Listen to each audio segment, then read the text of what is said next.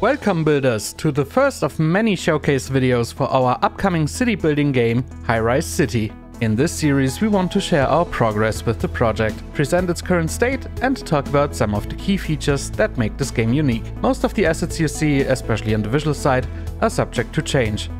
We want to share our ideas and design approaches to give you a better understanding of what Highrise City has to offer and to gather your feedback on it.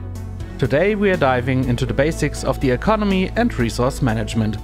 Highrise City is a game about creating a giant metropolis, obviously. But the construction of buildings cost resources and the residents living in your city have needs that require to be supplied. So at the center of each flourishing city lies a stable economy with a balanced flow of goods.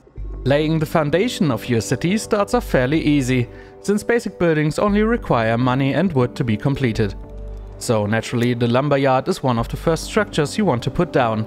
To yield the most efficient results, make sure to place your lumberjack in an area densely enriched with trees. The bigger the forest, the more wood will be produced.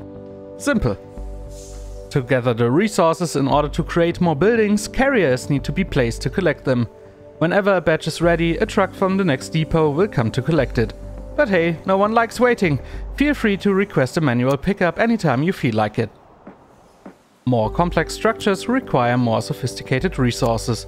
In order to create buildings for Tier 2 residents, bricks need to be burned out of clay. But clay can only be extracted from a deposit in the ground, so when planning your city, be sure to check for deposits and avoid burying them in skyscrapers.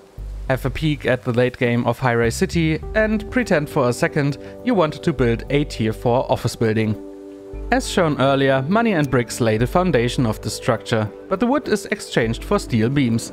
And on top of that, you'd need some glass to build those shiny window facades.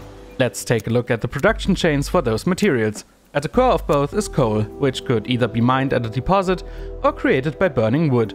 To forge steel beams, you also need to dig for iron and fuse it with the coal in a smeltery. Same goes for glass, which is created by combining coal and quartz. Fun fact, there's neither a fixed limit to the number of buildings that can be placed, nor for people and vehicles accumulating in your city. The full version of Highrise City will feature 7 different building materials, some more challenging to come by than others. But fear not, you don't need to create all the resources yourself. Trading will be part of the game and we'll touch on it in a later video. So accumulating money to buy the materials you need might also be a valid strategy. But hey, if that's not complex enough for you, all inhabitants of your city have needs that get more and more sophisticated the higher their tier gets. This will be the topic of our next feature showcase. Feel free to tell us in the comments below how you like our approach to the building materials and if you enjoyed what you saw. Highrise City is already up on Steam and it would help us out a lot if you'd add it to your wishlists. Thank you for your time, builders. See you in the next feature showcase.